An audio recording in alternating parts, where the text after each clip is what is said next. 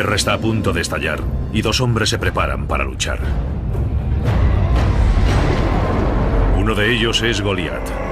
Según la Biblia, es un gigante de casi 3 metros de altura. El otro es un joven pastor israelita, David. Es una de las historias más conocidas de la Biblia.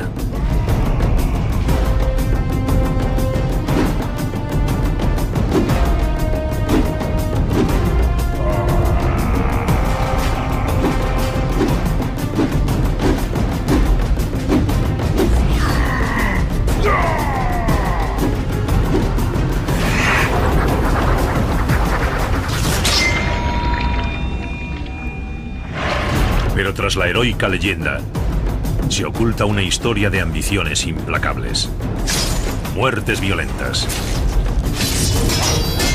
conquistas en el campo de batalla y en el dormitorio.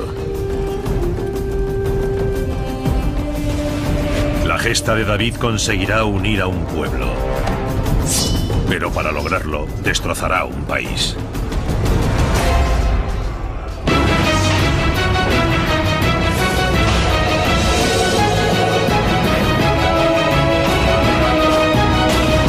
Batallas legendarias. David, el asesino del gigante.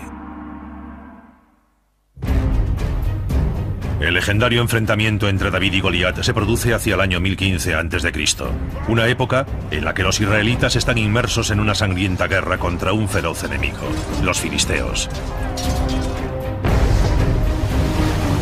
Han pasado más de 200 años desde que el gran líder militar Moisés abandonase Egipto con las 12 tribus de Israel durante el Éxodo. Después Josué se hizo cargo de la campaña militar israelita y logró invadir Canaán, la tierra prometida.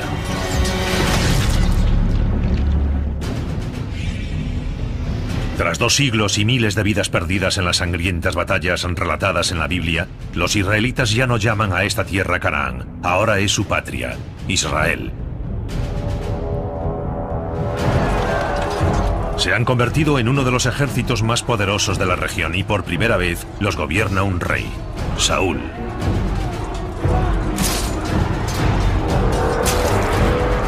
La sangrienta guerra de Saúl contra los filisteos se ha prolongado durante años.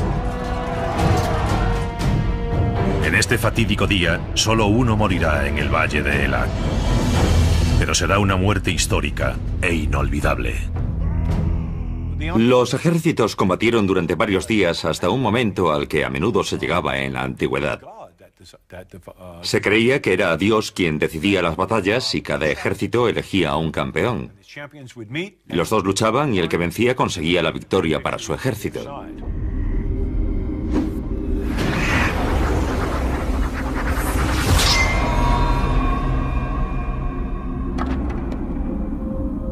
Todo el mundo conoce la historia de David y Goliat.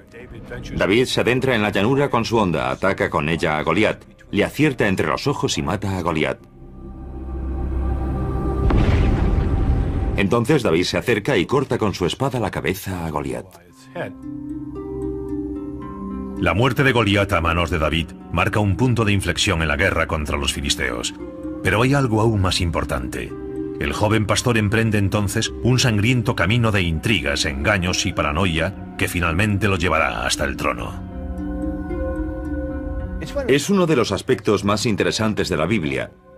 David está muy bien considerado como padre y rey de Israel, pero si analizamos su carrera, en realidad es una especie de oportunista sediento de sangre.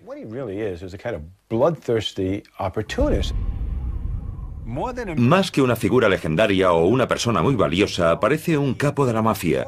Un hombre egoísta que sabía claramente lo que quería y estaba dispuesto a hacer cualquier cosa para conseguirlo. Y eso incluye traicionar y asesinar a su propia gente. Lo más importante del incidente entre David y Goliat no es su significado militar, sino el político y social. Al matar a Goliat, el joven David llama la atención del rey Saúl, un gran guerrero. David se convierte de pronto en un héroe.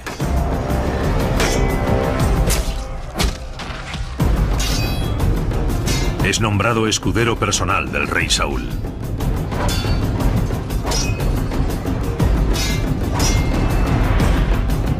Esto le permite perfeccionar sus habilidades como soldado.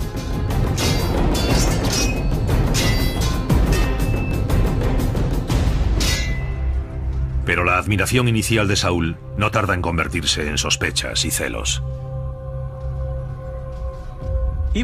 Desde el principio, uno tiene la sensación de que aquello va a acabar en desastre. Después de la primera batalla en la que David mató a Goliat, el pueblo baila en las calles y las mujeres cantan: Saúl mató sus 1000 y David sus 10.000.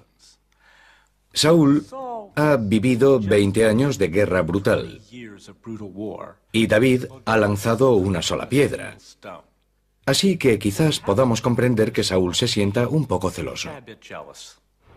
Lo que Saúl pretende, y con razón, tras haber invertido tantos años en la creación de las bases de un reino israelita del que sería rey, es legarlo a su hijo. Y le preocupa un poco que David se haya ganado a algunos de sus aliados en la corte, ya que resulta ser un buen soldado. Saúl también sospecha de la estrecha amistad de David con su hijo Jonatán.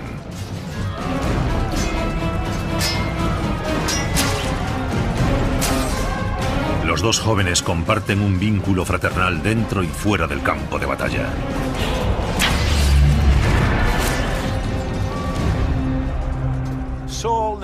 A Saúl le preocupa bastante que David pueda llegar a heredar su trono, o en su defecto, controlar a Jonatán.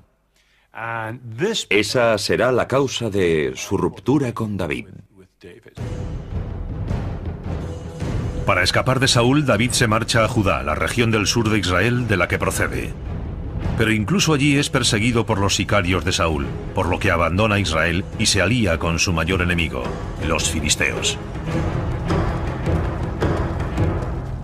Entonces David comienza a reunir un grupo que la Biblia denomina hombres desesperados.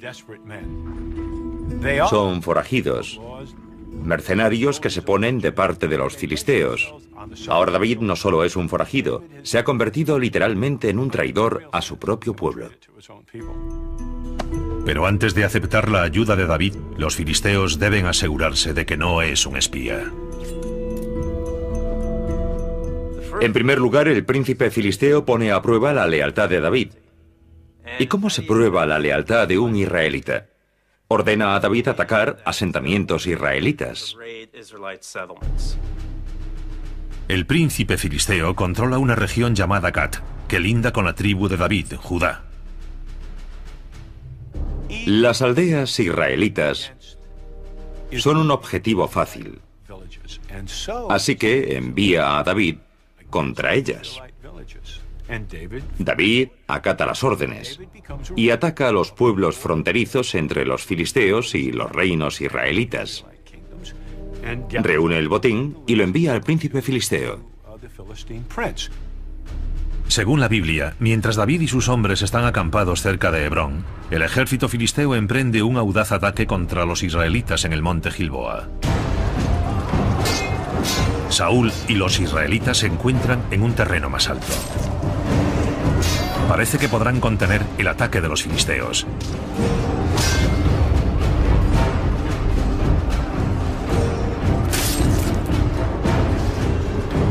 Pero estos consiguen rodear a los israelitas. Saúl y Jonatán están condenados.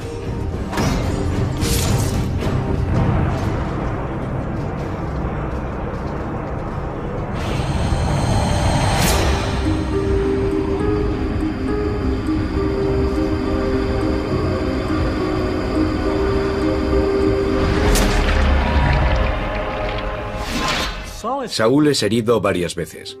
Se vuelve a su escudero y le dice: no me dejes a merced de los incircuncisos. Me torturarán y se burlarán de mí. Pero el escudero no es capaz de matar a su rey. Saúl no está dispuesto a ser capturado. Y se quita la vida. Los filisteos decapitan a Saúl y cuelgan su cuerpo en la muralla de una ciudad filistea.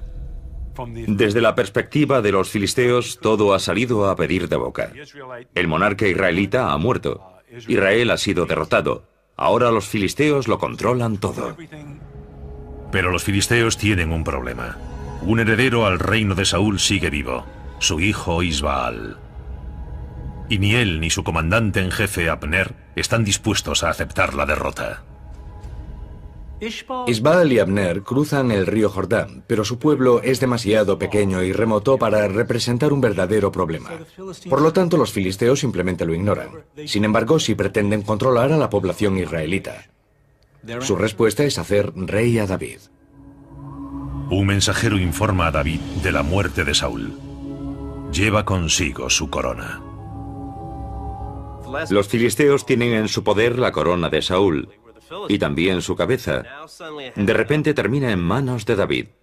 Eso hace pensar que los filisteos tienen planes para David. Con el respaldo de los filisteos, David se convierte en el rey de la tribu de Judá. Pero la ambición de David es aún mayor. No le interesa gobernar como un títere de los filisteos. Quiere ser el rey de todo Israel. Recurre a sus compañeros de su época de forajido. Son hombres despiadados, asesinos experimentados totalmente leales a David.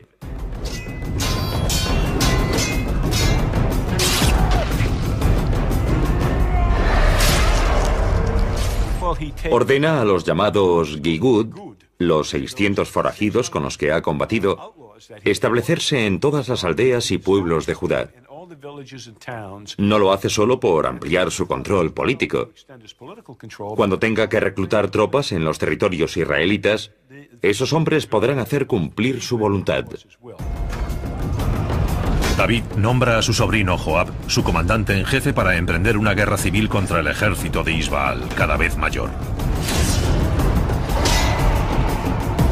David sabe que para convertirse en el rey indiscutible de Israel, debe eliminar por completo el linaje de Saúl. Los israelitas creen que Saúl fue elegido por Dios, por lo que cualquier pariente consanguíneo de Saúl será siempre un heredero más legítimo que David. Siempre y cuando estén vivos, claro. Durante los siguientes 2 años, las tropas de David, comandadas por Joab, se enfrentarán a las de Isbaal. Con cada golpe de su espada, David se acerca a su objetivo final, la corona de Israel.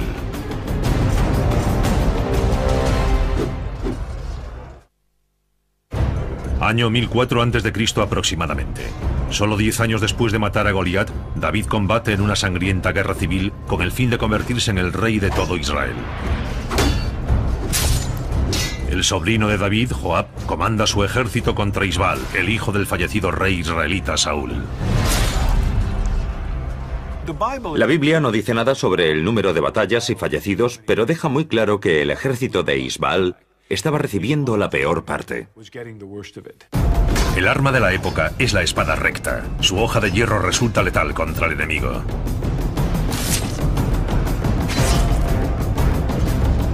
La lanza de madera de 1,80 m, ahora con punta de hierro, se utiliza para ensartar a los soldados enemigos. Al final, las tropas de David resultan vencedoras, pero aún quedan algunos cabos sueltos. David, el capo mafioso, comienza a mostrar su verdadera personalidad. En una escena digna de la película El Padrino, David se convierte en rey y acaba con todos sus enemigos. Abner, el comandante de Isbaal, es uno de los primeros en morir. Intenta pasarse al bando de David, pero Joab lo considera una amenaza. Joab es su consejero, su mano derecha, y lo mata porque es lo correcto, al menos en términos de política estratégica. Una noche Isbaal es asesinado mientras duerme. Cuando los asesinos le llevan la cabeza de Isbaal, David, el rey de Israel, los manda a asesinar. Desde una perspectiva siciliana, por así decirlo, si alguien ordena el asesinato de otra persona, la mejor manera de demostrar que no está involucrado es acabar con los asesinos que ha enviado a matarla. Los mata en cuanto llegan. David lo hace para dejar claro lo horrible que le parece el asesinato de Isbaal. Pero evidentemente, ¿quién es el más beneficiado por la muerte de Isbaal? David. La Biblia nunca culpa a David de su muerte, pero aplicando la lógica, ¿quién más podría haberlo hecho? En un macabro acto final, diseñado para asegurar su posición como rey de Israel, David ordena ejecutar a los últimos herederos legítimos al trono, los 7 nietos de Saúl. David ordena que los crucifiquen al sol en una ladera, donde todos mueren. Después de eso no queda ningún aspirante legítimo al trono.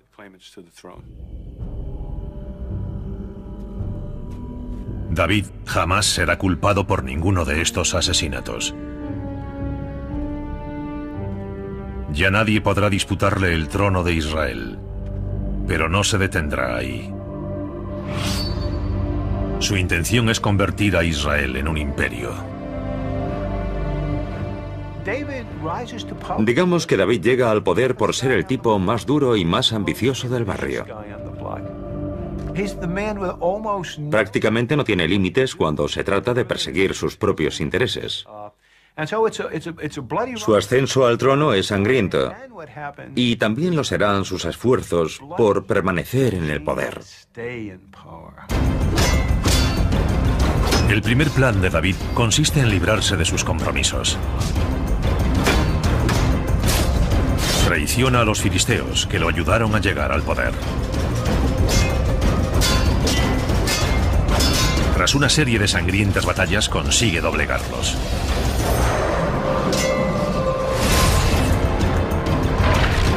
Tras esta derrota, los soldados filisteos pasan a formar parte del ejército de David.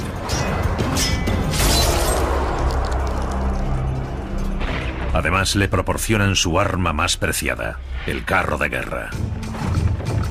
El carro filisteo de la época es tirado por 2 caballos y habitualmente transporta a 2 hombres, un conductor y un arquero. Y tiene que ser un gran arquero capaz de disparar con precisión desde una superficie inestable y que puede alcanzar los 16 kilómetros por hora. La plataforma tiene forma de letra D. El eje está situado en el centro de la plataforma de carga para garantizar su estabilidad y dar mayor resistencia al carro. Con un ejército que cuenta ahora con unos 8.000 o 10.000 soldados, David conquista la ciudad de Jerusalén, donde se establece la primera capital de Israel. Mira a su alrededor. ¿Y qué es lo que ve? ¿Qué ve cualquier rey cuando llega al trono? Amenazas. Mira hacia el este, hacia la frontera. Y en el Valle del Jordán ve 3 estados que considera amenazas estratégicas y económicas. Amón, Moab y Edom, el primero en la lista negra de David. La verdadera razón es económica.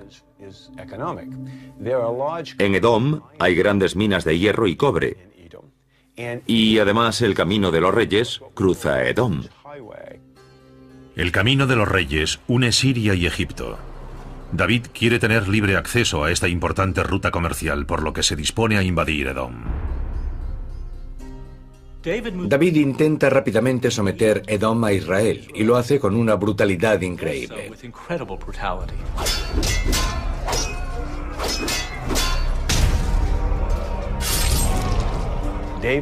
David ordena el exterminio total de la población masculina de Edom.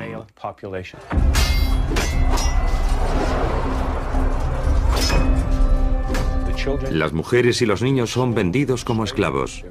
Su gobierno es desmantelado.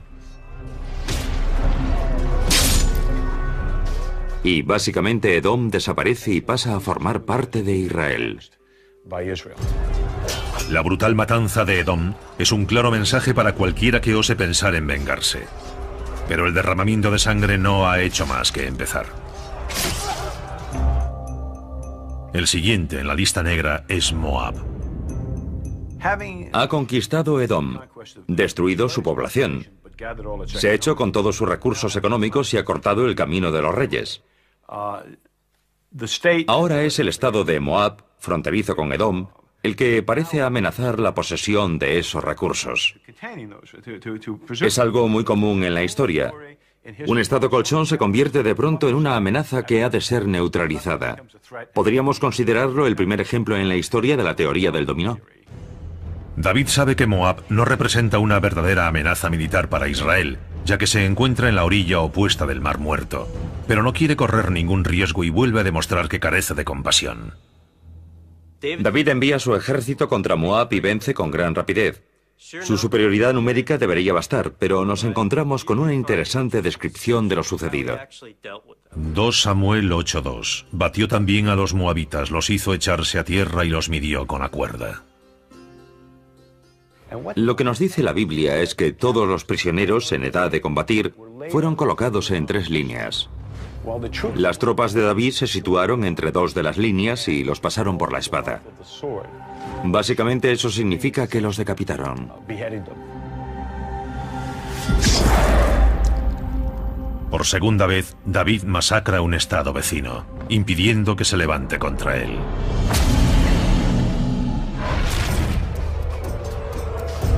Pero está a punto de enfrentarse al más poderoso competidor de Israel en la región. Pronto se volverá a derramar sangre sobre la tierra prometida. Año 1000 a.C. aproximadamente, el ejército israelita del rey David está en pie de guerra. Ya ha destruido a los edomitas y a los moabitas.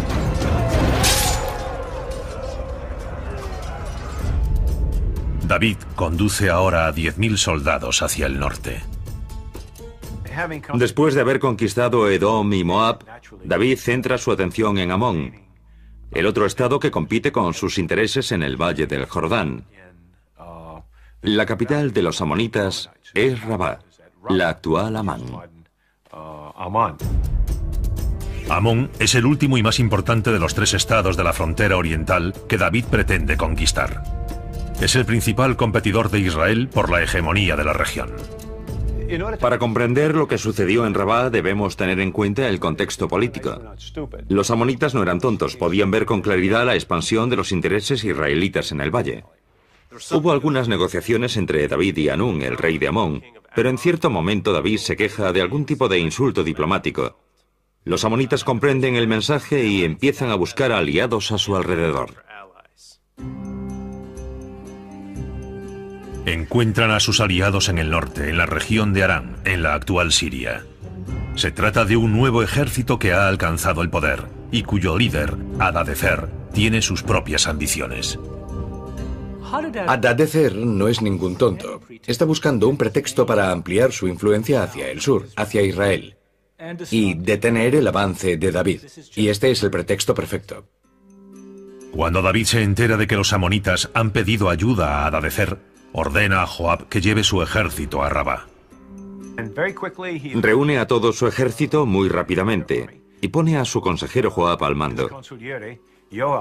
Le ordena que marche rápidamente a Rabá, la capital, que la destruya y que derrote a los amonitas. Joab y los israelitas cruzan el río Jordán sin oposición. Sin enfrentarse a ningún otro ejército, Joab cruza la llanura hacia Rabá. El ejército amonita sale entonces de su ciudad y se despliega ante ella. Su infantería se dispone para la batalla. Joab sitúa su ejército frente a los amonitas, pero mientras los israelitas marchan hacia las murallas de Rabá, 20.000 arameos atacan su retaguardia. Básicamente, la posición de los amonitas es el cebo de la trampa. Joab y el ejército israelita están atrapados entre la espada y la pared. Para contrarrestar el ataque arameo, Joab hace algo completamente sorprendente. Divide sus tropas en 2. Joab dice a su hermano, que es el segundo al mando, que tu grupo ataque las murallas, el mío hará frente a los carros.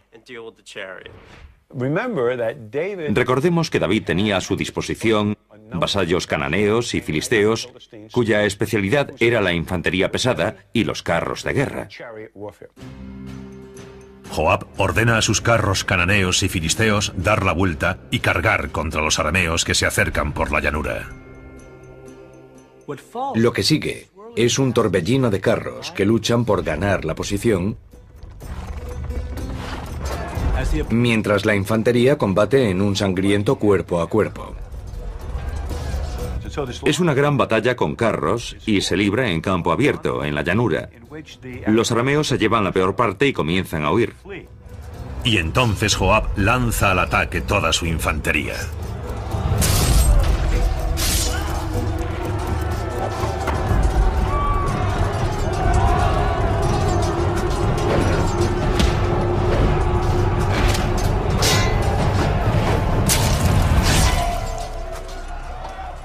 La infantería amonita, ahora enfrentada a la israelita frente a la ciudad, se desmoraliza y empieza a replegarse hacia la ciudad. La batalla termina esencialmente en empate. El éxito de Joab con sus tropas divididas se sigue considerando una asombrosa hazaña bélica. Los estrategas militares modernos siempre recomiendan a los comandantes mantener sus tropas unidas. Sin duda, Joab tuvo que sentir el temor de Dios porque no volvió a intentar atacar Rabá, la capital de los amonitas. Cruzó rápidamente el río Jordán con su infantería y sus carros y regresó a Jerusalén diciendo que no había tenido un buen día.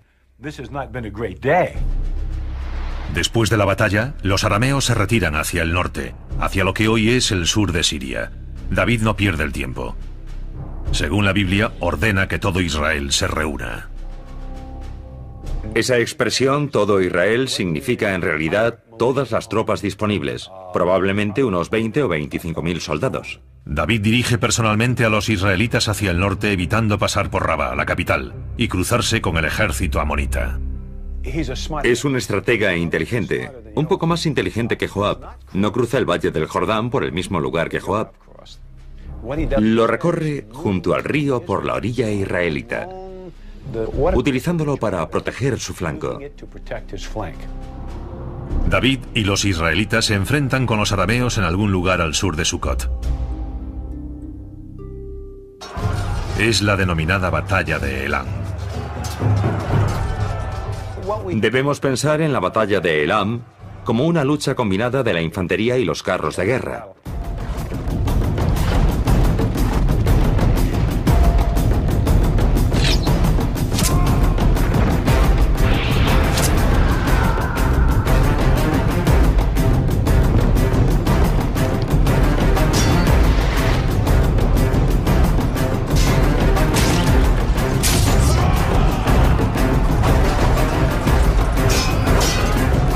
David se niega a perder.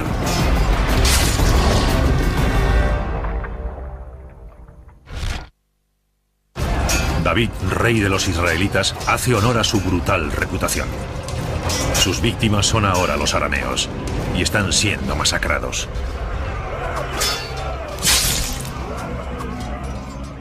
La Biblia no nos ofrece demasiados detalles. Nos dice que se libró una batalla muy turbulenta con muchos muertos. La prueba es que el comandante de los arameos falleció.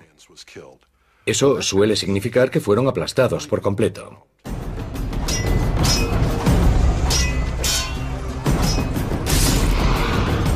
Los comandantes de la antigüedad iban en carros de guerra y así huían muy rápidamente. Si lograbas matar a un comandante, había realizado un gran trabajo. Vencidos por los israelitas una segunda vez, los arameos se retiran de nuevo hacia el norte. David comprende que no ha llegado hasta ese punto para ganar una sola batalla, que puede aprovechar que sus tropas están desplegadas, así que continúa hacia el norte. La noticia de la derrota de los arameos en Elam se propaga rápidamente por toda la región. Surgen revueltas en todos los estados que el rey arameo Hadadezer había logrado conquistar. Esto plantea un verdadero problema al rey arameo Hadadezer, porque no podrá lanzar un ataque coordinado contra David hasta haber sofocado esas revueltas. Tiene que ocuparse de ambas cosas a la vez. Hadadezer ordena a parte de sus tropas que contengan a David y a los israelitas mientras prepara una campaña para sofocar las revueltas locales. David sigue avanzando hacia el norte y cae sobre la retaguardia de Hadadezer. Por tercera vez en 6 meses, los israelitas se enfrentan a los poderosos arameos.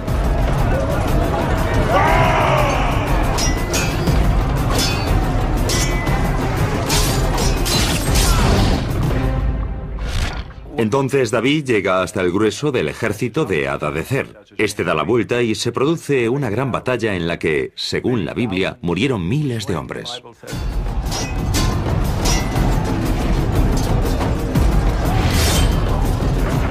1 Crónicas 18:3-4. Venció también David a Hadadezer, rey de Soba en Hamat, cuando iba éste a establecer su dominio sobre el Éufrates. David y los israelitas capturan a los arameos que escapaban y acaban con muchos de ellos.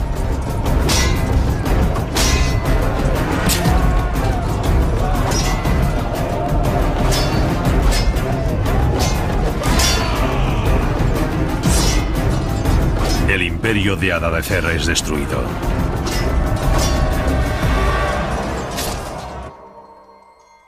Ahora, sin oposición desde el norte, David reclama los estados vasallos de los arameos en nombre de Israel. Tras la conquista del reino de los arameos, David controla un área muy grande que se conocerá como el Imperio de Israel. El nuevo imperio israelita se extiende desde el río Éufrates al norte hasta la gran frontera con Egipto en el Sinaí al sur. Desde el mar Mediterráneo al oeste hasta las montañas de Jordania al este. Pero David tendrá que derrotar a un último enemigo antes de poder descansar: los amonitas de Rabá. Evidentemente, ahora no cuentan con sus ejércitos arameos. Así que David se concentra en poner a Amón bajo el yugo israelita. Pero al mismo tiempo, la Biblia dice que David se distrae de su conquista militar por una hermosa mujer a la que ve desde su palacio. Según parece, es entonces cuando David queda prendado de la belleza de una muchacha llamada Betsabé.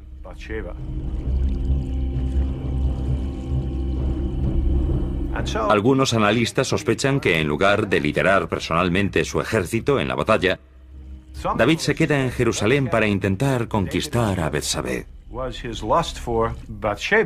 Le dice a su consejero Joab: conduce el ejército hasta los amonitas y derrótalos.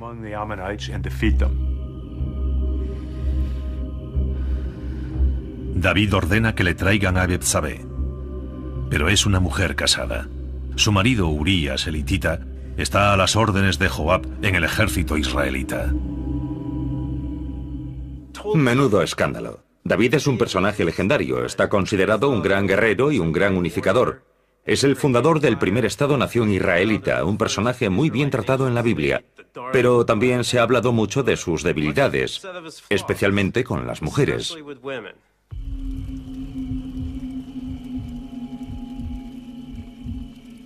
Mientras David hace suya a Betsabé, Joab organiza los ejércitos israelitas en 2 contingentes. Uno está formado por las milicias destinadas en Sucot, en el valle del río Jordán. El otro es el ejército de élite formado en su mayor parte por soldados profesionales de infantería y carros. Marchan hacia Rabá y la ponen bajo asedio.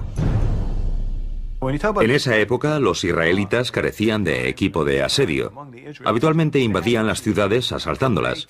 En el caso de Rabá, el problema es que para hacerlo necesitan una gran ventaja numérica. Y la mayor parte de las tropas están en Sucot. Los soldados de infantería israelitas son un blanco fácil para los arqueros amonitas apostados en lo alto de las murallas de Rabá. Pero lo que ocupa la mente de David no es la sangre derramada en Rabá. Según parece, David está en Jerusalén disfrutando con Betsabé cuando recibe un mensaje de su comandante Joab que dice: la situación es bastante complicada. Cada vez que intentamos superar las murallas, perdemos varios soldados. Ayer perdimos 18 hombres. David le responde: pues entonces no os acerquéis a las murallas. Es entonces cuando surge un problema. Al parecer, Betsabé se queda embarazada. El problema es que está casada con Urías elitita. Eso es un problema, ya que Urías forma parte del ejército que está en Rabá luchando por David. David ordena que Urías regrese a Jerusalén. Urías, como buen soldado que es, regresa a Jerusalén y David le dice: has sido un buen soldado en la línea del frente, te mereces un descanso. Ve a ver a tu esposa y descansa un poco antes de regresar a la batalla. Solo hay una razón por la que David enviaría a Urías a ver a Betsabé, para que puedan mantener relaciones sexuales. Se diría que David está tratando de ocultar la paternidad del futuro hijo de Betsabé. Al día siguiente, después de que David le ordenase que fuese a ver a su esposa, David sale de su dormitorio y ve a Urías elitita dormido ante su puerta. Imaginen la conversación entre el rey de Israel y aquel humilde soldado. ¿Qué estás haciendo aquí? Te ordené que fueses a tu casa a comer y a estar junto a tu esposa.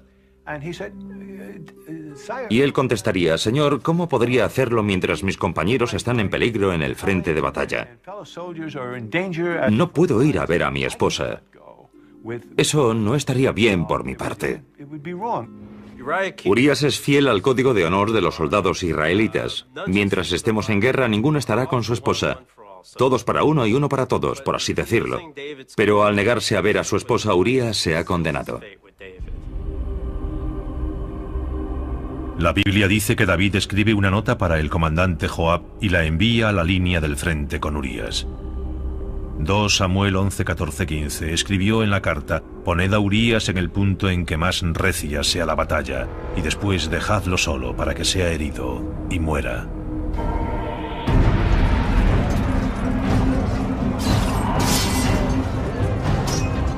Urías demuestra ser un buen soldado hasta el final. Acata las órdenes de su comandante sin cuestionarlas.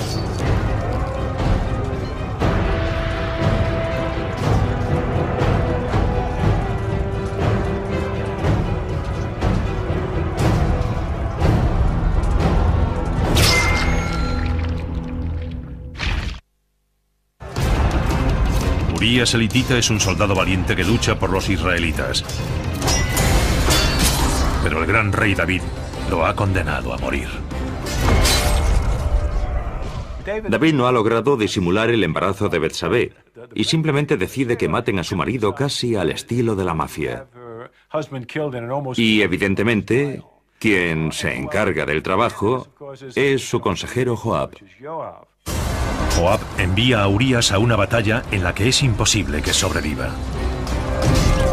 David no se detendrá ante nada para poseer a Betsabé.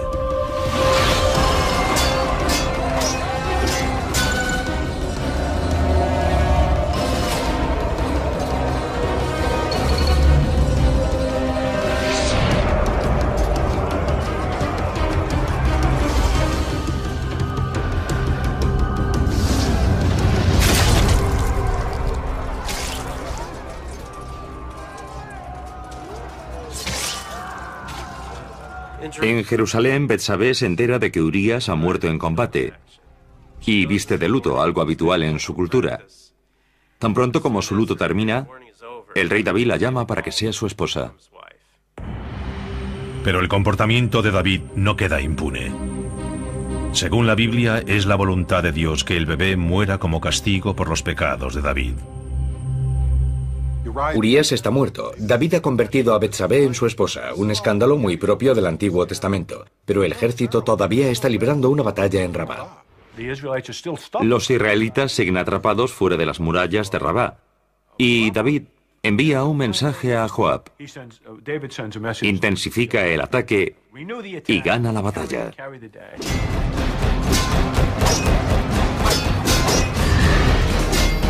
Finalmente, Joab consigue atravesar las defensas de los amonitas.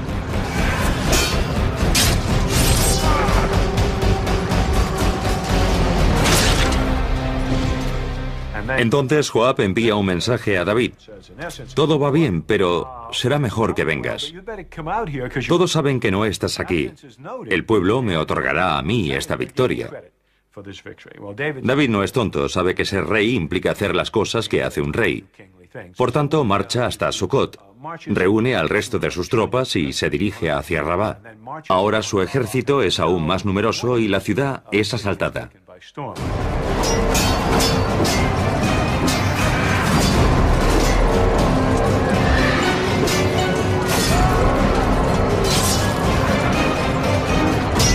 Al igual que en todas sus victorias anteriores, David elimina cualquier posibilidad de revancha de los vencidos. La masacre continúa.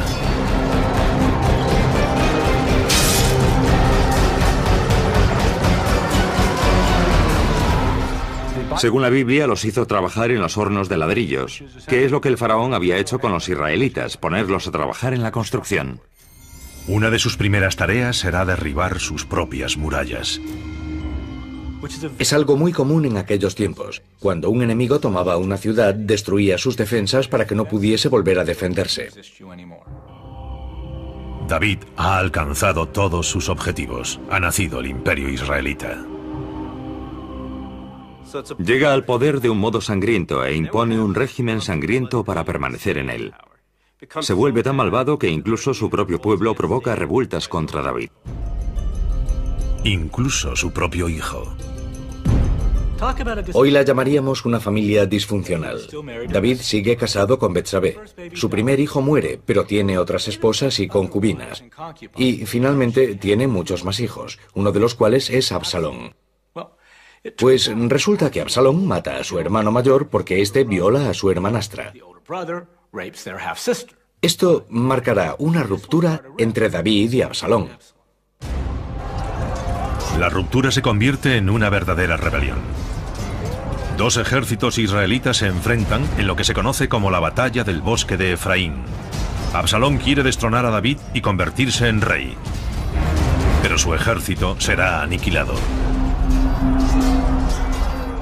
Según parece, Absalón tenía una hermosa melena que, durante la batalla, se enreda en las ramas de un árbol del bosque de Efraín. No sabemos exactamente qué sucedió allí, pero una cosa es cierta, no saldrá vivo de ese bosque. David había ordenado que Absalón sobreviviese. Pero un hombre le desobedece. Joab. Es un verdadero consejero, podemos llamarlo así. Joab elimina la mayor amenaza de David. Desde una perspectiva política, hizo lo correcto. David gobierna el imperio israelita durante 23 años más. Según la Biblia, muere mientras duerme a los 110 años. Pero incluso después de su muerte, los asesinatos y las intrigas continúan. Salomón, otro de los hijos de David y Betsabé, se convierte en rey. Una de sus primeras órdenes será asesinar a Joab. Pero no lo hizo como castigo. Lo más probable es que lo hiciese para garantizarse el poder. Salomón debió considerar a Joab una amenaza, y como su padre antes que él, se libró de esa amenaza.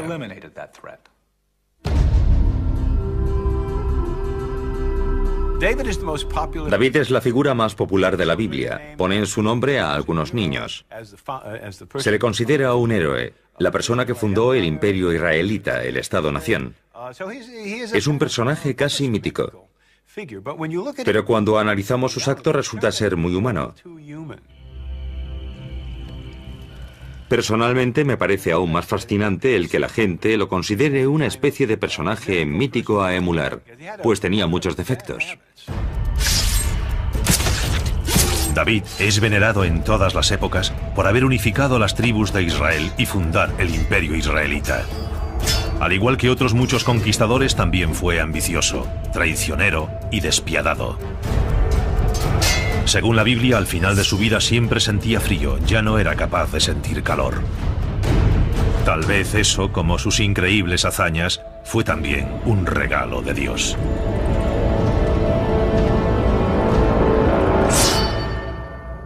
La noticia de la derrota de los arameos en Elán se propaga rápidamente por toda la región. Surgen revueltas en todos los estados que el rey arameo Hadadezer había logrado conquistar. Esto plantea un verdadero problema al rey arameo Hadadezer, porque no podrá lanzar un ataque coordinado contra David hasta haber sofocado esas revueltas. Tiene que ocuparse de ambas cosas a la vez. Hadadezer ordena a parte de sus tropas que contengan a David y a los israelitas mientras prepara una campaña para sofocar las revueltas locales. David sigue avanzando hacia el norte y cae sobre la retaguardia de Hadadezer.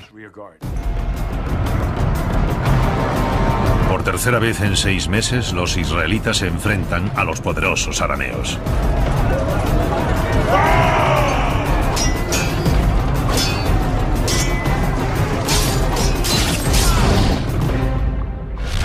Entonces David llega hasta el grueso del ejército de Hadadezer. Este da la vuelta y se produce una gran batalla en la que, según la Biblia, murieron miles de hombres.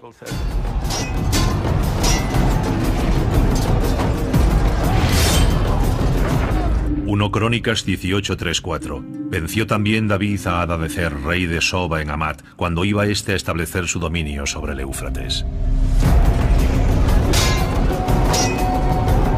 David y los israelitas capturan a los arameos que escapaban y acaban con muchos de ellos.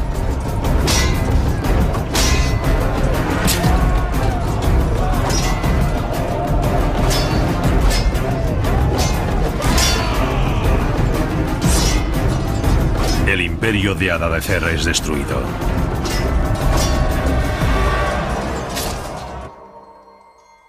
Ahora sin oposición desde el norte, David reclama los estados vasallos de los arameos en nombre de Israel.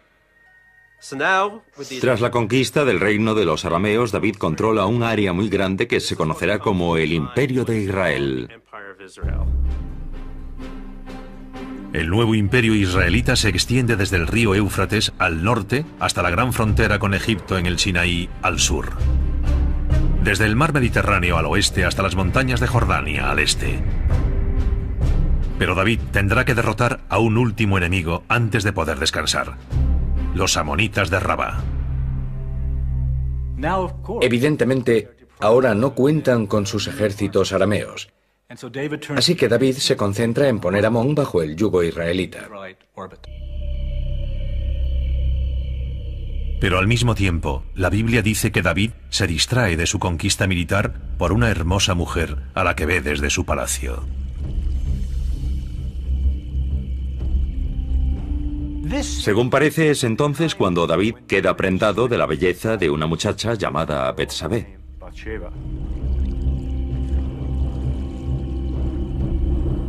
Algunos analistas sospechan que en lugar de liderar personalmente su ejército en la batalla, David se queda en Jerusalén para intentar conquistar a Betsabé.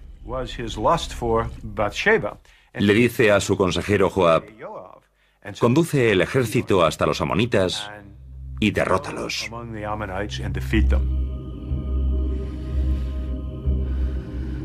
David ordena que le traigan a Betsabé, pero es una mujer casada. Su marido Urías, el hitita, está a las órdenes de Joab en el ejército israelita. Menudo escándalo. David es un personaje legendario, está considerado un gran guerrero y un gran unificador. Es el fundador del primer Estado-nación israelita, un personaje muy bien tratado en la Biblia. Pero también se ha hablado mucho de sus debilidades, especialmente con las mujeres.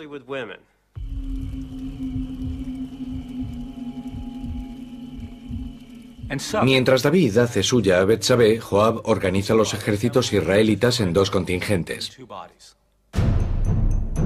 Uno está formado por las milicias destinadas en Sucot, en el valle del río Jordán. El otro es el ejército de élite formado en su mayor parte por soldados profesionales de infantería y carros. Marchan hacia Rabá y la ponen bajo asedio. En esa época, los israelitas carecían de equipo de asedio. Habitualmente invadían las ciudades asaltándolas.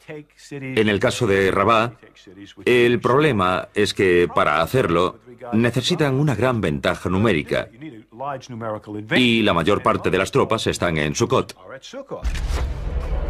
Los soldados de infantería israelitas son un blanco fácil para los arqueros amonitas apostados en lo alto de las murallas de Rabá. Pero lo que ocupa la mente de David no es la sangre derramada en Rabá. Según parece, David está en Jerusalén disfrutando con Betsabé cuando recibe un mensaje de su comandante Joab que dice: la situación es bastante complicada. Cada vez que intentamos superar las murallas, perdemos varios soldados. Ayer perdimos 18 hombres. David le responde: pues entonces no os acerquéis a las murallas. Es entonces cuando surge un problema. Al parecer, Betsabé se queda embarazada. El problema es que está casada con Urías elitita. Eso es un problema, ya que Urías forma parte del ejército que está en Rabá luchando por David. David ordena que Urías regrese a Jerusalén. Urías, como buen soldado que es, regresa a Jerusalén y David le dice: has sido un buen soldado en la línea del frente, te mereces un descanso. Ve a ver a tu esposa y descansa un poco antes de regresar a la batalla. Solo hay una razón por la que David enviaría a Urías a ver a Betsabé, para que puedan mantener relaciones sexuales. Se diría que David está tratando de ocultar la paternidad del futuro hijo de Betsabé. Al día siguiente, después de que David le ordenase que fuese a ver a su esposa, David sale de su dormitorio y ve a Urías elitita dormido ante su puerta. Imaginen la conversación entre el rey de Israel y aquel humilde soldado. ¿Qué estás haciendo aquí? Te ordené que fueses a tu casa a comer y a estar junto a tu esposa. Y él contestaría: Señor, ¿cómo podría hacerlo mientras mis compañeros están en peligro en el frente de batalla? No puedo ir a ver a mi esposa. Eso no estaría bien por mi parte. Urías es fiel al código de honor de los soldados israelitas. Mientras estemos en guerra, ninguno estará con su esposa. Todos para uno y uno para todos, por así decirlo. Pero al negarse a ver a su esposa, Urías, otro estado que compite con sus intereses en el valle del Jordán. La capital de los amonitas es Rabá, la actual Amán. Amón es el último y más importante de los 3 estados de la frontera oriental que David pretende conquistar. Es el principal competidor de Israel por la hegemonía de la región. Para comprender lo que sucedió en Rabá debemos tener en cuenta el contexto político. Los amonitas no eran tontos, podían ver con claridad la expansión de los intereses israelitas en el valle. Hubo algunas negociaciones entre David y Hanún, el rey de Amón, pero en cierto momento David se queja de algún tipo de insulto diplomático. Los amonitas comprenden el mensaje y empiezan a buscar aliados a su alrededor. Encuentran a sus aliados en el norte, en la región de Aram, en la actual Siria. Se trata de un nuevo ejército que ha alcanzado el poder y cuyo líder, Hadadezer, tiene sus propias ambiciones. Hadadezer no es ningún tonto. Está buscando un pretexto para ampliar su influencia hacia el sur, hacia Israel, y detener el avance de David. Y este es el pretexto perfecto. Cuando David se entera de que los amonitas han pedido ayuda a Hadadezer, ordena a Joab que lleve su ejército a Rabá. Reúne a todo su ejército muy rápidamente y pone a su consejero Joab al mando. Le ordena que marche rápidamente a Rabá, la capital, que la destruya y que derrote a los amonitas. Joab y los israelitas cruzan el río Jordán sin oposición. Sin enfrentarse a ningún otro ejército, Joab cruza la llanura hacia Rabá. El ejército amonita sale entonces de su ciudad y se despliega ante ella.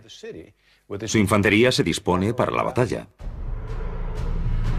Joab sitúa su ejército frente a los amonitas, pero mientras los israelitas marchan hacia las murallas de Rabá, 20.000 arameos atacan su retaguardia. Básicamente, la posición de los amonitas es el cebo de la trampa. Joab y el ejército israelita están atrapados entre la espada y la pared. Para contrarrestar el ataque arameo, Joab hace algo completamente sorprendente. Divide sus tropas en 2. Joab dice a su hermano, que es el segundo al mando, que tu grupo ataque las murallas, el mío hará frente a los carros. Recordemos que David tenía a su disposición vasallos cananeos y filisteos, cuya especialidad era la infantería pesada y los carros de guerra.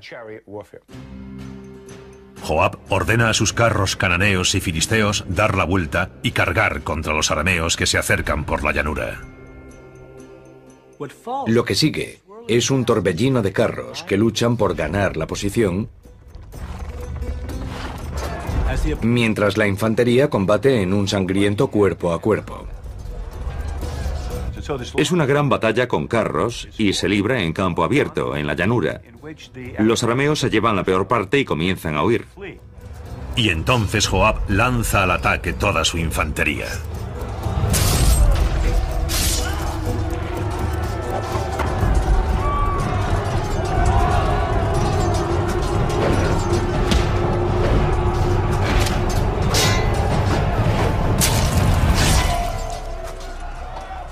La infantería amonita, ahora enfrentada a la israelita frente a la ciudad, se desmoraliza y empieza a replegarse hacia la ciudad. La batalla termina esencialmente en empate. El éxito de Joab con sus tropas divididas se sigue considerando una asombrosa hazaña bélica. Los estrategas militares modernos siempre recomiendan a los comandantes mantener sus tropas unidas. Sin duda, Joab tuvo que sentir el temor de Dios porque no volvió a intentar atacar Rabá, la capital de los amonitas. Cruzó rápidamente el río Jordán con su infantería y sus carros y regresó a Jerusalén diciendo que no había tenido un buen día. Después de la batalla, los arameos se retiran hacia el norte, hacia lo que hoy es el sur de Siria. David no pierde el tiempo. Según la Biblia, ordena que todo Israel se reúna. Esa expresión, todo Israel, significa en realidad todas las tropas disponibles, probablemente unos 20 o 25.000 soldados. David dirige personalmente a los israelitas hacia el norte, evitando pasar por Rabá, la capital, y cruzarse con el ejército amonita. Es un estratega inteligente, un poco más inteligente que Joab. No cruza el valle del Jordán por el mismo lugar que Joab. Lo recorre junto al río por la orilla israelita, utilizándolo para proteger su flanco. David y los israelitas se enfrentan con los arameos en algún lugar al sur de Sucot. Es la denominada batalla de Elam. Debemos pensar en la batalla de Elam como una lucha combinada de la infantería y los carros de guerra.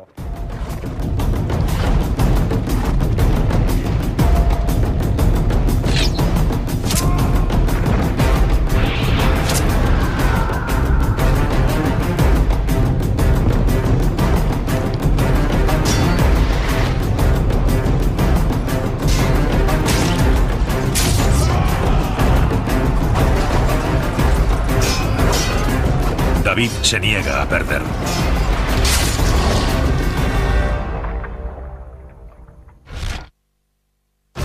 David, rey de los israelitas, hace honor a su brutal reputación.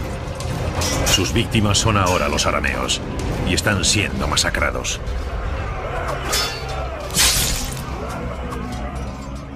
La Biblia no nos ofrece demasiados detalles. Nos dice que se libró una batalla muy turbulenta con muchos muertos. La prueba es que el comandante de los arameos falleció. Eso suele significar que fueron aplastados por completo.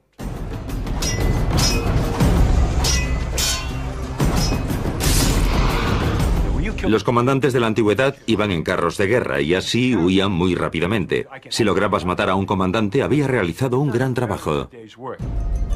Vencidos por los israelitas una segunda vez, los arameos se retiran de nuevo hacia el norte. David comprende que no ha llegado hasta ese punto para ganar una sola batalla, que puede aprovechar que sus tropas están desplegadas, así que continúa hacia el norte. Carios de Saúl, por lo que abandona Israel y se alía con su mayor enemigo, los filisteos. Entonces David comienza a reunir un grupo que la Biblia denomina hombres desesperados. Son forajidos, mercenarios que se ponen de parte de los filisteos. Ahora David no solo es un forajido, se ha convertido literalmente en un traidor a su propio pueblo. Pero antes de aceptar la ayuda de David, los filisteos deben asegurarse de que no es un espía. En primer lugar, el príncipe filisteo pone a prueba la lealtad de David. ¿Y cómo se prueba la lealtad de un israelita? Ordena a David atacar asentamientos israelitas. El príncipe filisteo controla una región llamada Gat, que linda con la tribu de David, Judá. Las aldeas israelitas son un objetivo fácil. Así que envía a David contra ellas.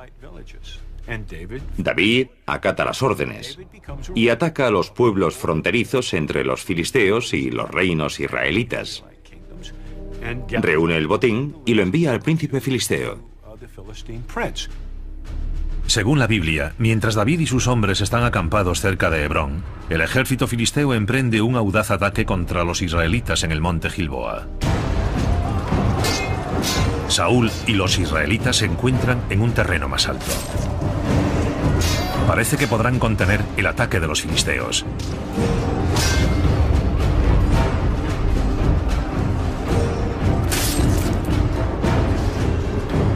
Pero estos consiguen rodear a los israelitas. Saúl y Jonatán están condenados.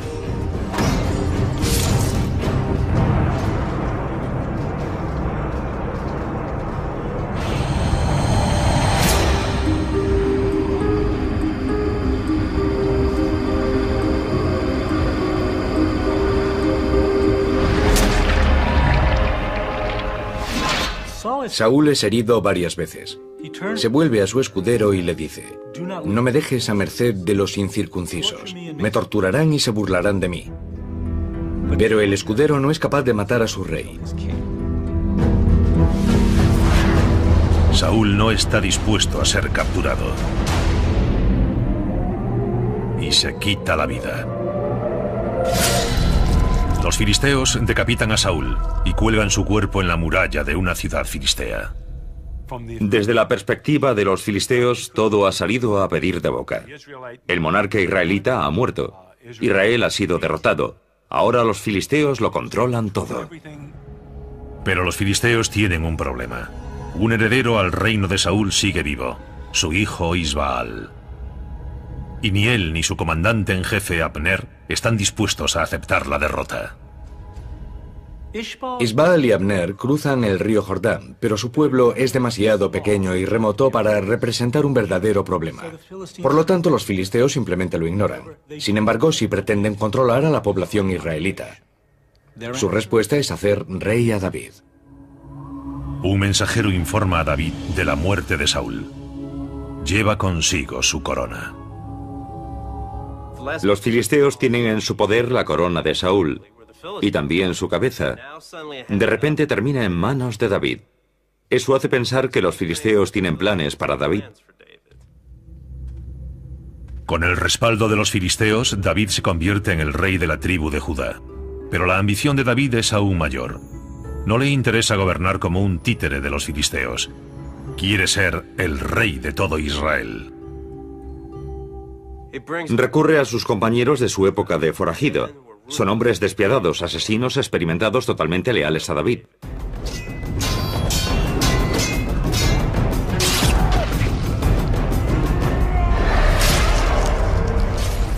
Ordena a los llamados Gigud, los 600 forajidos con los que ha combatido, establecerse en todas las aldeas y pueblos de Judá. No lo hace solo por ampliar su control político. Cuando tenga que reclutar tropas en los territorios israelitas, esos hombres podrán hacer cumplir su voluntad. David nombra a su sobrino Joab, su comandante en jefe, para emprender una guerra civil contra el ejército de Isbaal, cada vez mayor. David sabe que para convertirse en el rey indiscutible de Israel, debe eliminar por completo el linaje de Saúl. Los israelitas creen que Saúl fue elegido por Dios. por lo que cualquier pariente consanguíneo de Saúl será siempre un heredero más legítimo que David. Siempre y cuando estén vivos, claro. Durante los siguientes 2 años, las tropas de David, comandadas por Joab, se enfrentarán a las de Isbaal. Con cada golpe de su espada, David se acerca a su objetivo final, la corona de Israel.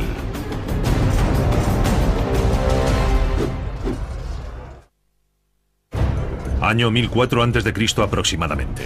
Solo 10 años después de matar a Goliat, David combate en una sangrienta guerra civil con el fin de convertirse en el rey de todo Israel.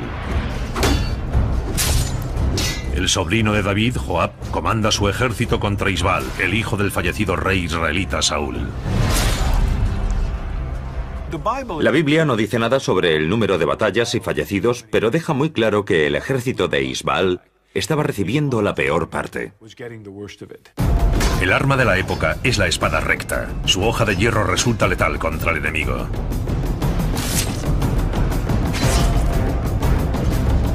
La lanza de madera de 1,80 m, ahora con punta de hierro, se utiliza para ensartar a los soldados enemigos. Al final, las tropas de David resultan vencedoras, pero aún quedan algunos cabos sueltos. David, el capo mafioso, comienza a mostrar su verdadera personalidad. En una escena digna de la película El Padrino, David se convierte en rey y acaba con todos sus enemigos. Abner, el comandante de Isbaal, es uno de los primeros en morir. Intenta pasarse al bando de David, pero Joab lo considera una amenaza. Joab es su consejero, su mano derecha, y lo mata porque es lo correcto, al menos en términos de política estratégica.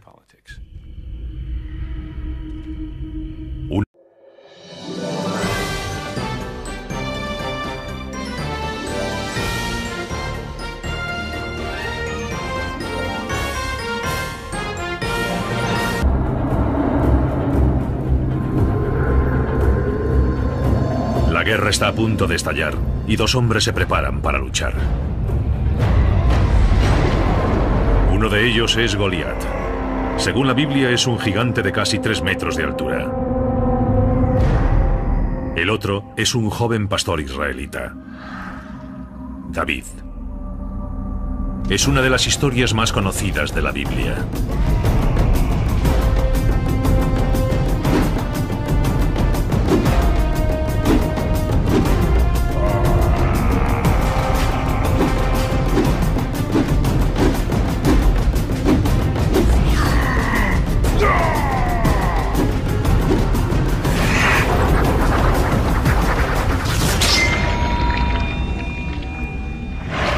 Pero tras la heroica leyenda, se oculta una historia de ambiciones implacables, muertes violentas,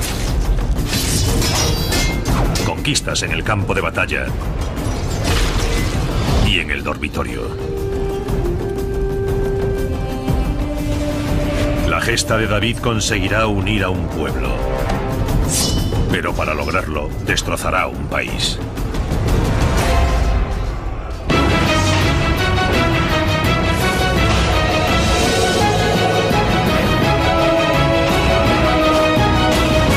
Batallas legendarias. David, el asesino del gigante. El legendario enfrentamiento entre David y Goliat se produce hacia el año 1015 a.C., una época en la que los israelitas están inmersos en una sangrienta guerra contra un feroz enemigo, los filisteos. Han pasado más de 200 años desde que el gran líder militar Moisés abandonase Egipto con las 12 tribus de Israel durante el Éxodo. Después Josué se hizo cargo de la campaña militar israelita y logró invadir Canaán, la tierra prometida.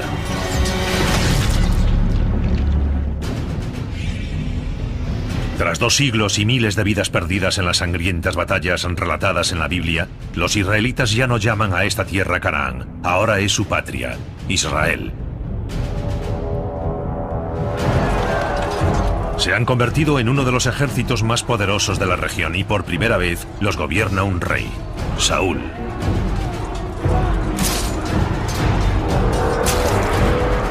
La sangrienta guerra de Saúl contra los filisteos se ha prolongado durante años. En este fatídico día, solo uno morirá en el valle de Elá. Pero será una muerte histórica e inolvidable. Los ejércitos combatieron durante varios días hasta un momento al que a menudo se llegaba en la antigüedad. Se creía que era Dios quien decidía las batallas y cada ejército elegía a un campeón. Los dos luchaban y el que vencía conseguía la victoria para su ejército.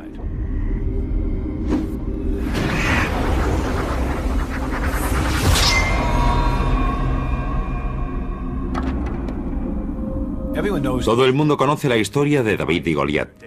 David se adentra en la llanura con su honda, ataca con ella a Goliat, le acierta entre los ojos y mata a Goliat. Entonces David se acerca y corta con su espada la cabeza a Goliat.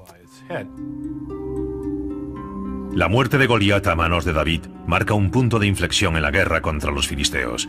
Pero hay algo aún más importante.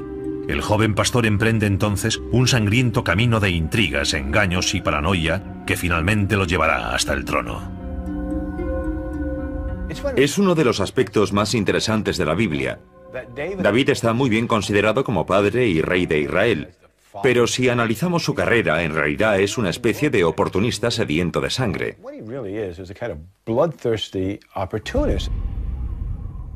Más que una figura legendaria o una persona muy valiosa, parece un capo de la mafia. Un hombre egoísta que sabía claramente lo que quería y estaba dispuesto a hacer cualquier cosa para conseguirlo. Y eso incluye traicionar y asesinar a su propia gente. Lo más importante del incidente entre David y Goliat no es su significado militar, sino el político y social. Al matar a Goliat, el joven David llama la atención del rey Saúl, un gran guerrero. David se convierte de pronto en un héroe.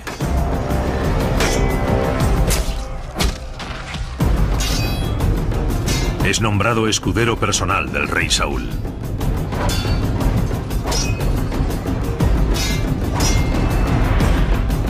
Esto le permite perfeccionar sus habilidades como soldado.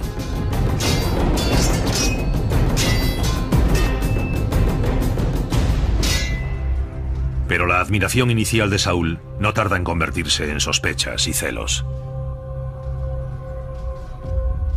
Desde el principio, uno tiene la sensación de que aquello va a acabar en desastre. Después de la primera batalla en la que David mató a Goliat, el pueblo baila en las calles y las mujeres cantan: Saúl mató sus 1000 y David sus 10.000.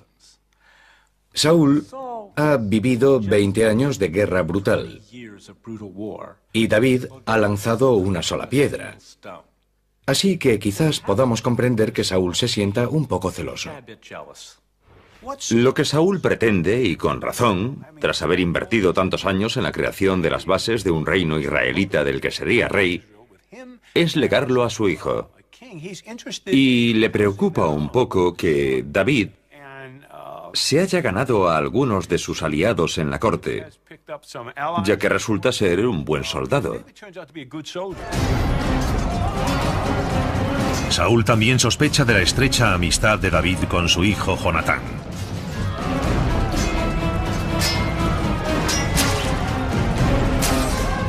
Los dos jóvenes comparten un vínculo fraternal dentro y fuera del campo de batalla.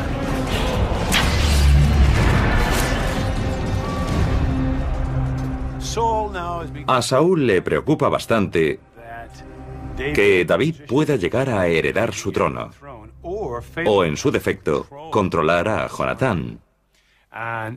Esa será la causa de su ruptura con David. Para escapar de Saúl, David se marcha a Judá, la región del sur de Israel de la que procede. Pero incluso allí es perseguido por los siglos. La noche Isbaal es asesinado mientras duerme. Cuando los asesinos le llevan la cabeza de Isbaal, David, el rey de Israel, los manda a asesinar. Desde una perspectiva siciliana, por así decirlo, si alguien ordena el asesinato de otra persona, la mejor manera de demostrar que no está involucrado es acabar con los asesinos que ha enviado a matarla. Los mata en cuanto llegan. David lo hace para dejar claro lo horrible que le parece el asesinato de Isbaal. Pero evidentemente, ¿quién es el más beneficiado por la muerte de Isbaal? David. La Biblia nunca culpa a David de su muerte, pero aplicando la lógica, ¿quién más podría haberlo hecho?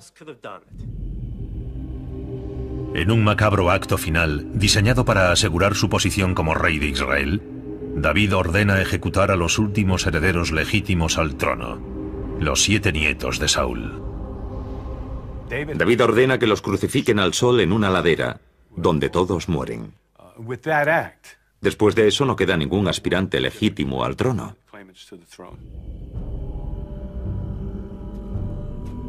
David jamás será culpado por ninguno de estos asesinatos. Ya nadie podrá disputarle el trono de Israel, pero no se detendrá ahí. Su intención es convertir a Israel en un imperio. Digamos que David llega al poder por ser el tipo más duro y más ambicioso del barrio.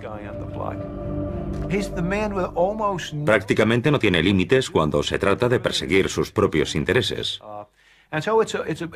Su ascenso al trono es sangriento, y también lo serán sus esfuerzos por permanecer en el poder. El primer plan de David consiste en librarse de sus compromisos. Traiciona a los filisteos, que lo ayudaron a llegar al poder. Tras una serie de sangrientas batallas, consigue doblegarlos.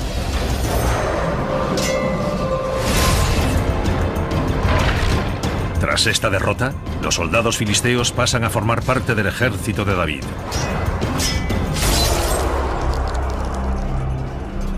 Además, le proporcionan su arma más preciada, el carro de guerra. El carro filisteo de la época es tirado por 2 caballos y habitualmente transporta a 2 hombres, un conductor y un arquero. Y tiene que ser un gran arquero capaz de disparar con precisión desde una superficie inestable y que puede alcanzar los 16 kilómetros por hora. La plataforma tiene forma de letra D.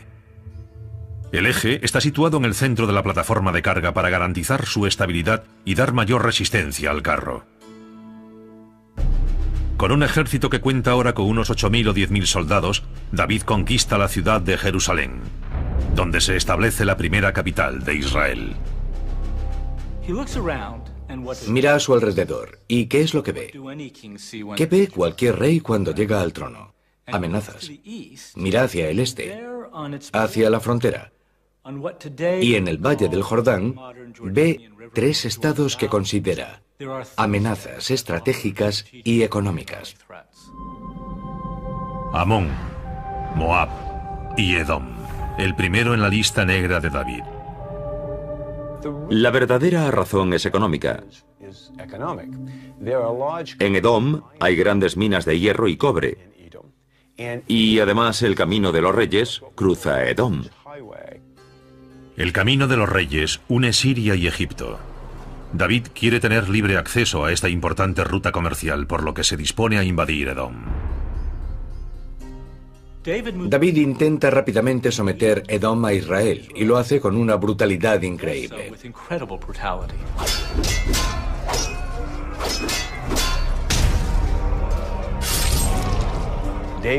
David ordena el exterminio total de la población masculina de Edom.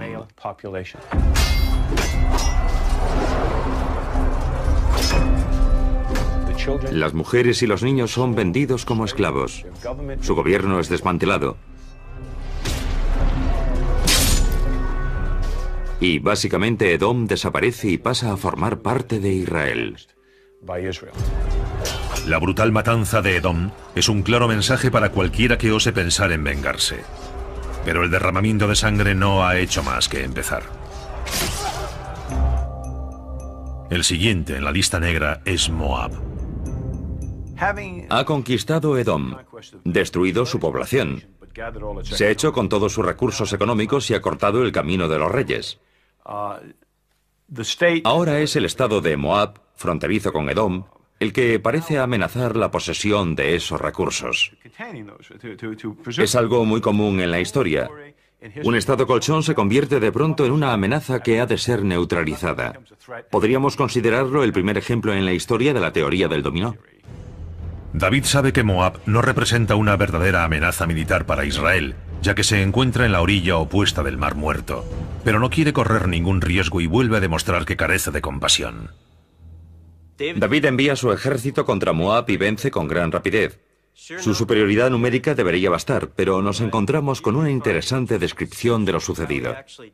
2 Samuel 8:2. Batió también a los moabitas, los hizo echarse a tierra y los midió con la cuerda. Lo que nos dice la Biblia es que todos los prisioneros en edad de combatir fueron colocados en 3 líneas. Las tropas de David se situaron entre 2 de las líneas y los pasaron por la espada. Básicamente eso significa que los decapitaron. Por segunda vez, David masacra a un estado vecino, impidiendo que se levante contra él.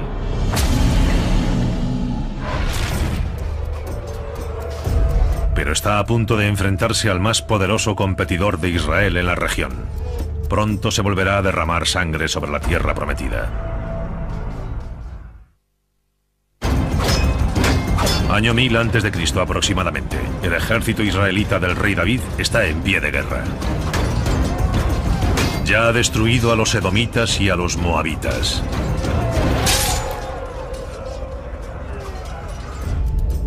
David conduce ahora a 10.000 soldados hacia el norte.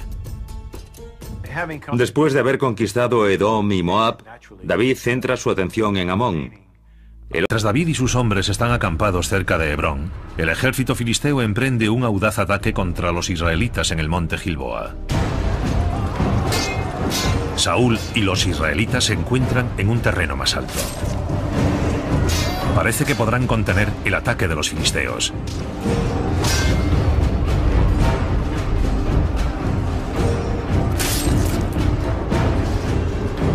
Pero estos consiguen rodear a los israelitas. Saúl y Jonatán están condenados.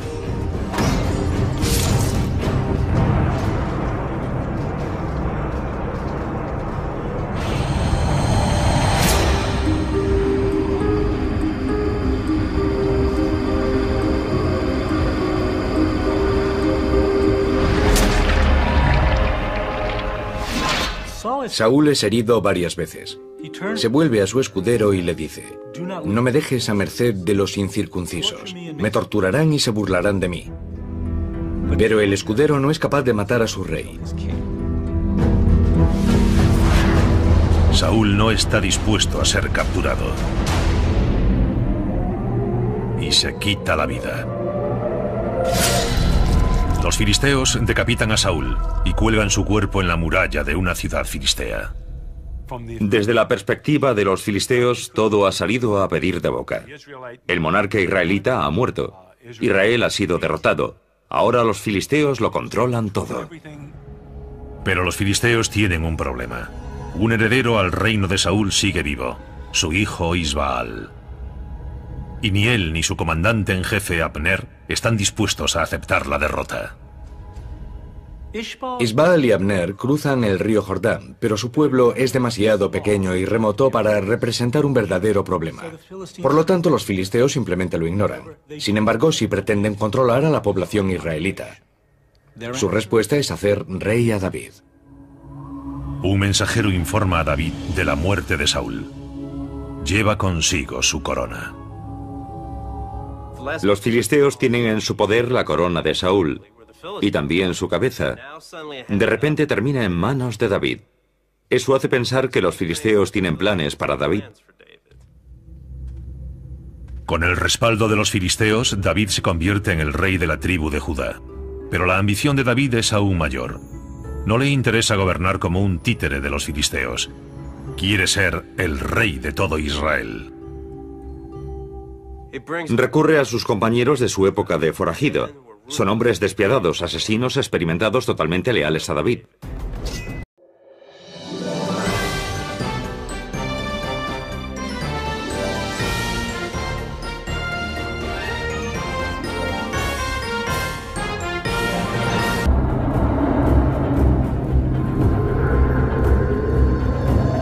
guerra está a punto de estallar y dos hombres se preparan para luchar. Uno de ellos es Goliat. Según la Biblia, es un gigante de casi 3 metros de altura. El otro es un joven pastor israelita, David. Es una de las historias más conocidas de la Biblia.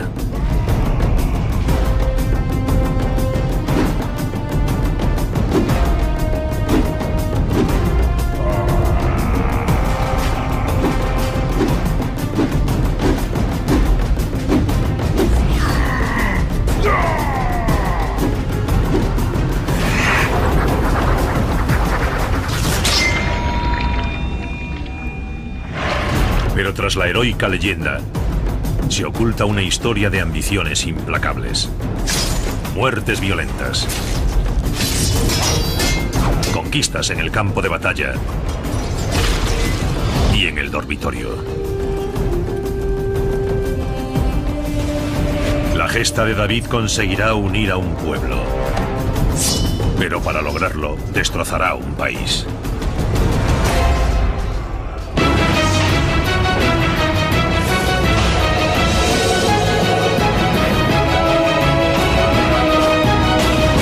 Batallas legendarias. David, el asesino del gigante. El legendario enfrentamiento entre David y Goliat se produce hacia el año 1015 a.C., una época en la que los israelitas están inmersos en una sangrienta guerra contra un feroz enemigo, los filisteos.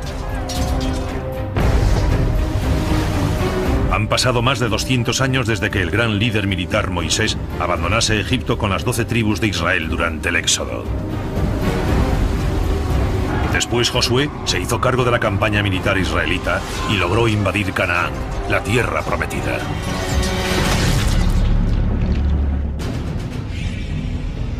Tras 2 siglos y miles de vidas perdidas en las sangrientas batallas relatadas en la Biblia, los israelitas ya no llaman a esta tierra Canaán, ahora es su patria, Israel. Se han convertido en uno de los ejércitos más poderosos de la región y por primera vez los gobierna un rey, Saúl.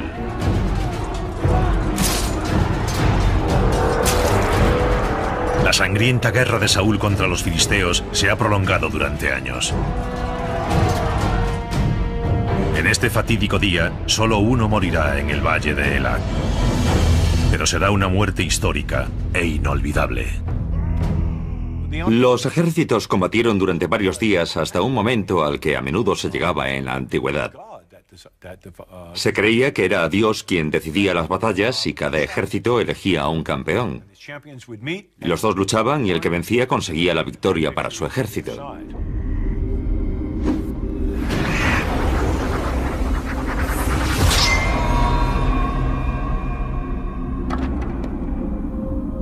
Todo el mundo conoce la historia de David y Goliat. David se adentra en la llanura con su honda, ataca con ella a Goliat, le acierta entre los ojos y mata a Goliat. Entonces David se acerca y corta con su espada la cabeza a Goliat. La muerte de Goliat a manos de David marca un punto de inflexión en la guerra contra los filisteos. Pero hay algo aún más importante. El joven pastor emprende entonces un sangriento camino de intrigas, engaños y paranoia que finalmente lo llevará hasta el trono. Es uno de los aspectos más interesantes de la Biblia. David está muy bien considerado como padre y rey de Israel, pero si analizamos su carrera, en realidad es una especie de oportunista sediento de sangre.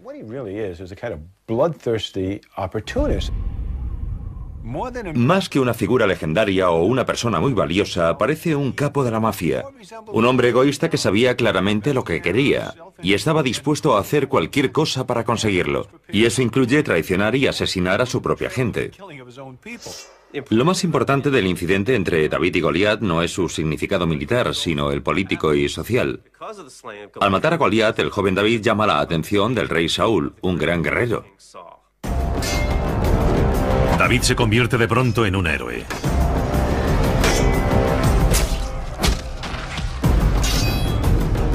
Es nombrado escudero personal del rey Saúl.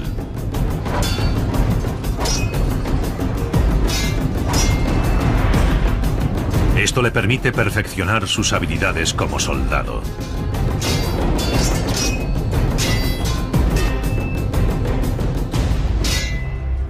Pero la admiración inicial de Saúl no tarda en convertirse en sospechas y celos. Desde el principio, uno tiene la sensación de que aquello va a acabar en desastre.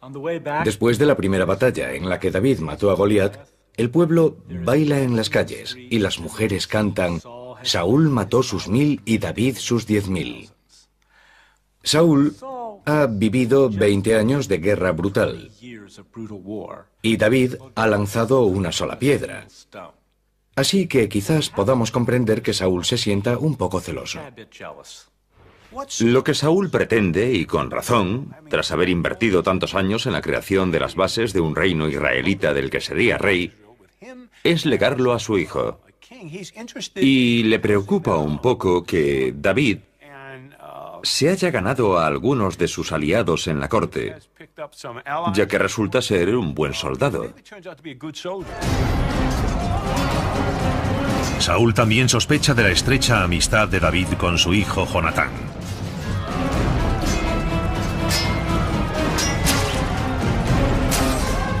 Los dos jóvenes comparten un vínculo fraternal dentro y fuera del campo de batalla.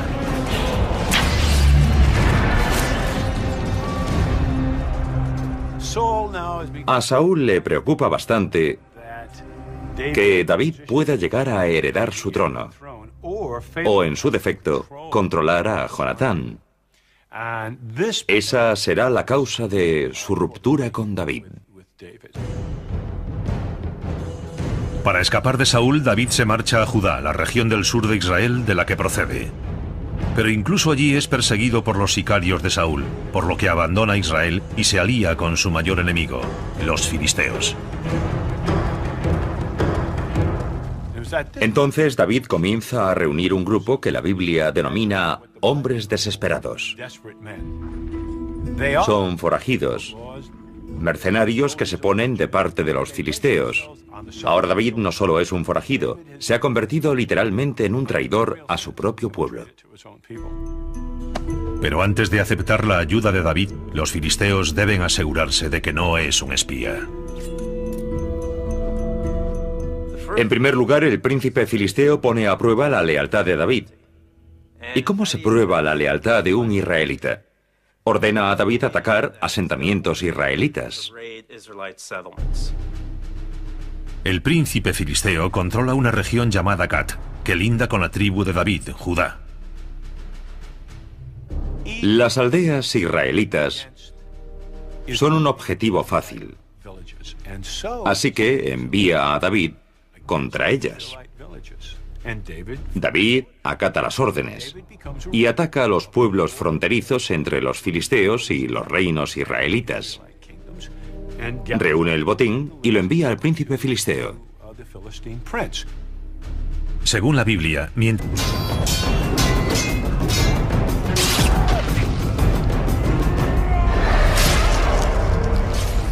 ordena a los llamados Gigud, los 600 forajidos con los que ha combatido, establecerse en todas las aldeas y pueblos de Judá. No lo hace solo por ampliar su control político. Cuando tenga que reclutar tropas en los territorios israelitas, esos hombres podrán hacer cumplir su voluntad. David nombra a su sobrino Joab su comandante en jefe para emprender una guerra civil contra el ejército de Isbaal, cada vez mayor. David sabe que para convertirse en el rey indiscutible de Israel, debe eliminar por completo el linaje de Saúl. Los israelitas creen que Saúl fue elegido por Dios, por lo que cualquier pariente consanguíneo de Saúl será siempre un heredero más legítimo que David. Siempre y cuando estén vivos, claro. Durante los siguientes 2 años, las tropas de David, comandadas por Joab, se enfrentarán a las de Isbaal. Con cada golpe de su espada, David se acerca a su objetivo final, la corona de Israel.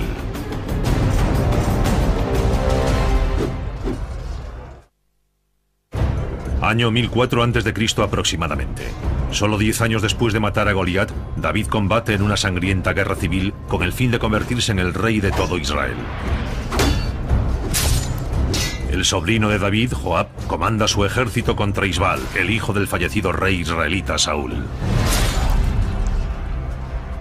La Biblia no dice nada sobre el número de batallas y fallecidos, pero deja muy claro que el ejército de Isbaal estaba recibiendo la peor parte.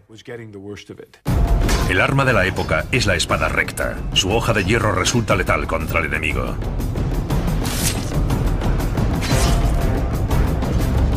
La lanza de madera de 1,80 m, ahora con punta de hierro, se utiliza para ensartar a los soldados enemigos.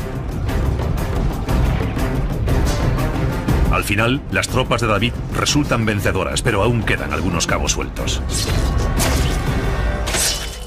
David, el capo mafioso, comienza a mostrar su verdadera personalidad. En una escena digna de la película El Padrino, David se convierte en rey y acaba con todos sus enemigos. Abner, el comandante de Isbaal, es uno de los primeros en morir. Intenta pasarse al bando de David, pero Joab lo considera una amenaza. Joab es su consejero, su mano derecha, y lo mata porque es lo correcto, al menos en términos de política estratégica.